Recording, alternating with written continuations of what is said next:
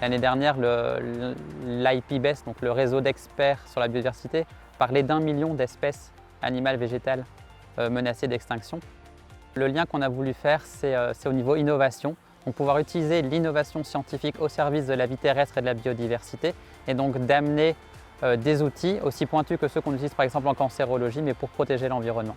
Donc ce qu'on a fait ce matin, on a prélevé un échantillon d'eau, on l'a filtré sur le terrain, et une fois au laboratoire, on va récupérer l'ADN qui est contenu dans cet échantillon d'eau pour aller récupérer en fait les traces d'ADN de tous les poissons, de tous les mammifères qui sont venus boire dans la rivière. On est la seule en Belgique à le proposer et on est une des rares en Europe, on se compte encore sur le doigt d'une main.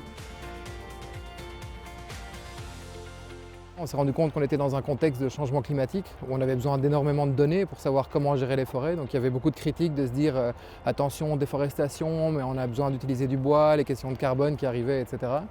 Et donc là on s'est dit mais comment est-ce qu'on peut améliorer, apporter notre pierre à l'édifice à cette manière d'adapter la gestion des forêts pour tendre vers une gestion plus durable dans le futur. Donc on a développé des capteurs de terrain qui sont des outils qui permettent de capter la donnée sur le terrain de manière beaucoup plus rapide et avec un confort d'utilisation beaucoup plus grand. Et ces capteurs sont liés à une plateforme développée sur le web. Nos journées, elles sont incroyables parce que d'un côté, on va parler avec des développeurs qui sont sur la balle pour les tout derniers développements technologiques, etc. Et d'un autre côté, avec des forestiers qui ont un côté émotionnel, romantique et lien très concret à une ressource qui est vieille comme le monde.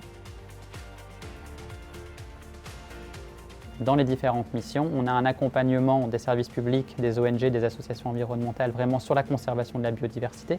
On a aussi un accompagnement des architectes et des paysagistes en milieu urbain.